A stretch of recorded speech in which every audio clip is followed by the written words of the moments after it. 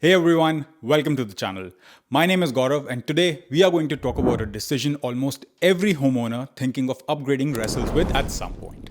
It's whether you should buy your next home first or sell your current home first when you're thinking of upgrading. If you own a home in the Greater Toronto area and you've been thinking about upgrading, like moving into something that better fits where you are now, then this video is built for you. Because when you do make the move, the order you choose will directly change how much friction you experience and how much control you actually have over the entire outcome.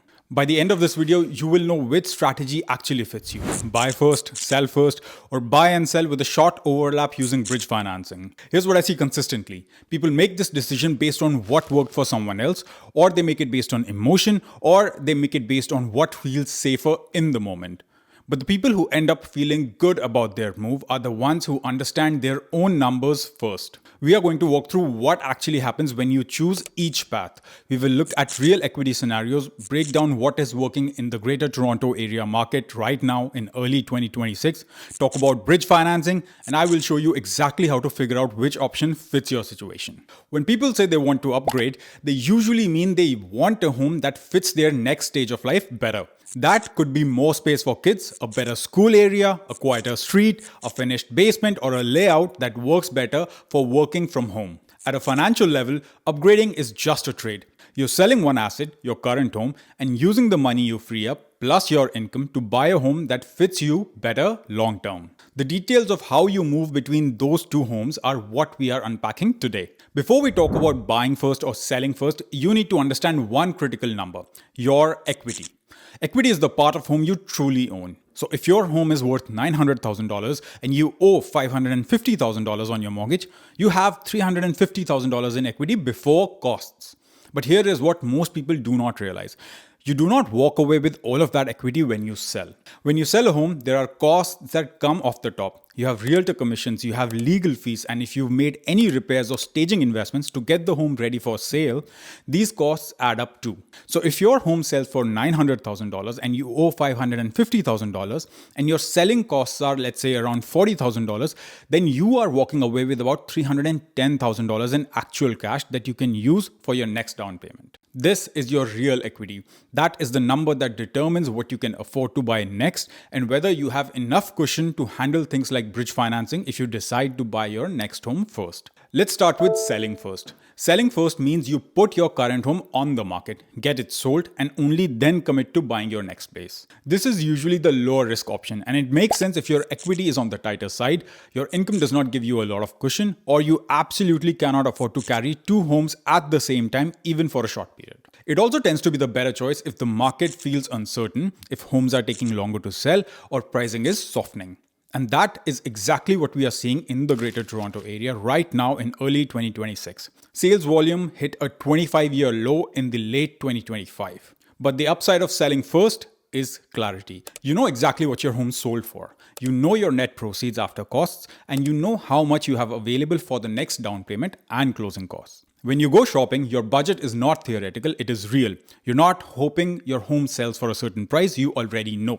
And in a market like this, where buyers have more negotiating power and homes are sitting longer, that certainty is valuable. Because you're not under pressure to accept a lowball offer because you already bought the next place and you need to close the sale. The trade-off, of course, here is timing and lifestyle.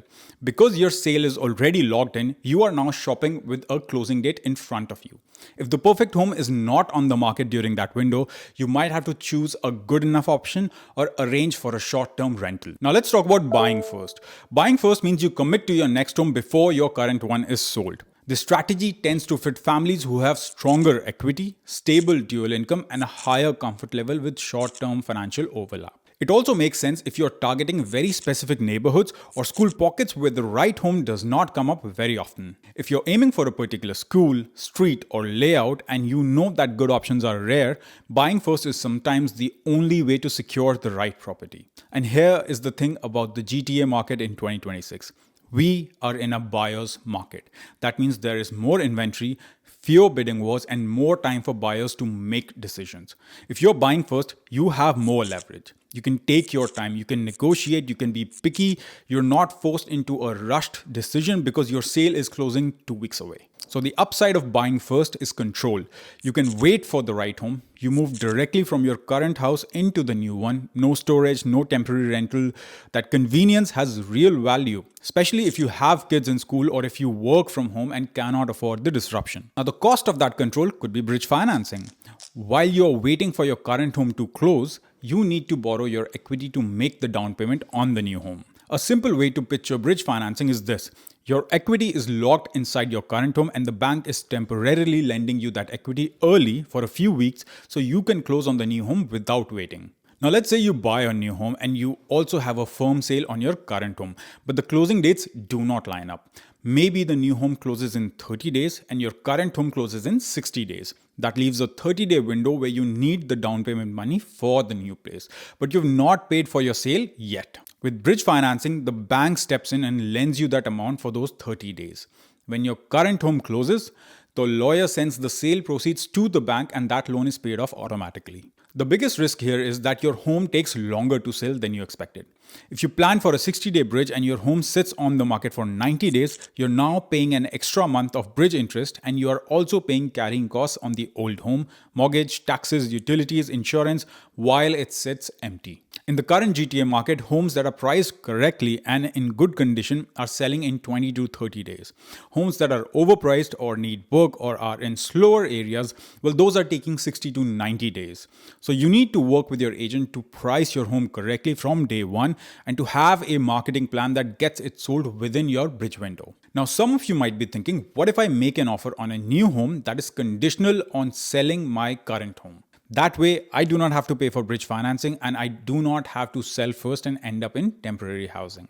Here is how this works. You make an offer on a home with a condition that sort of says, I will buy this home if I can sell my current home within the next, let's say, 30 days. That seller can accept that offer, but they usually include an escape clause. That means they can keep the property on the market, and if they get another offer, they can come back to you and say you have 24 to 72 hours to either remove your condition and commit to the purchase, or we are moving forward with the other buyer. So even if your conditional offer is accepted, you're not safe. You're still at risk of losing the home if someone else comes in with a firm offer.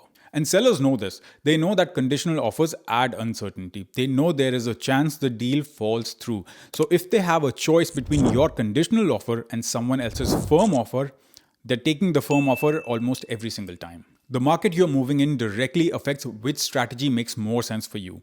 Right now, the GTA is in a buyer's market. That means there is more inventory, fewer bidding wars, and more time for buyers to make decisions. Sales volume hit a 25-year low in late 2025. So what does this mean for you? Well, if you're selling first, it means your home might take longer to sell than it would have in 2021 or early 2022. It also means you need to price it realistically from day one. Buyers have options and they are not rushing. If your home is overpriced or if it needs work, it will sit. If you're buying first, it means you have more leverage as a buyer. You can take your time, you can negotiate, you can ask for conditions, and if the home you want does not work out, well, there will be another one. It also means that bridge financing is slightly riskier than it would be in a hot market because your sale timeline is less predictable. You need to work with your agent to price your home correctly and to have a marketing plan that gets it sold within your bridge window. Now, how do you make this decision for yourself? Well, first, get clarity on your equity. You want a realistic value range for your current home and a clear estimate of how much equity you would walk away with after paying off your mortgage and covering all selling costs. Second, speak with a mortgage professional. Ask them, based on my income and my debts, what is the maximum home price I can qualify for? Because having equity does not mean you can afford the home. Your income has to support the mortgage payment and you still have to pass the stress test. Third, ask yourself, how confident am I that my home will sell quickly? This depends on your location, your price point, and the condition of your home. If your home is in a desirable neighborhood, is priced correctly, and shows well, it will probably sell within 20 to 30 days in the market. But if your home needs work, or if it's in a slower area, or if it's priced too high, it could sit for 60 days or more. Fourth, ask yourself, do I have a timeline? If you need to move by a certain date because your kids are starting school or you're relocating for work, then selling first is probably the safer move. But if your timeline is flexible and you're willing to pay for convenience, then buying first makes sense. Fifth, ask yourself, how much short-term stress can I handle? If you are risk averse, your income is tighter, or you know you will not sleep at night with the idea of owning two homes even for a month, then selling first will probably be better. If you want control and you are willing to pay for it, then buy first. The whole point is this, that the buy first or sell first decision is not made in a vacuum. It is made after you see your numbers, your borrowing power, the homes that are actually available in your target area, and your comfort level with short-term overlap. Once you see that clearly, the answer usually becomes obvious instead of overwhelming. What I can tell you is this: the people who regret their decision are usually the people who did not run their numbers first. And if you're in that stage where you know you have outgrown your current place, but you're not sure whether to buy first or sell first, then the next step is to look at your actual numbers and build a plan that fits your life, your risk tolerance, and the parts of GTA you really want to get into. If you want to walk through your exact situation, there is a link in the description to book a call with me. On that call, we can map out a realistic plan for you and what your monthly payment would look like at the end, so you can decide your next steps with clarity. If you found this video helpful and you want more research-driven practical content around buying and selling in the Greater Toronto area, then make sure you like the video and subscribe to the channel. Thank you for watching, and I'll see you in the next one.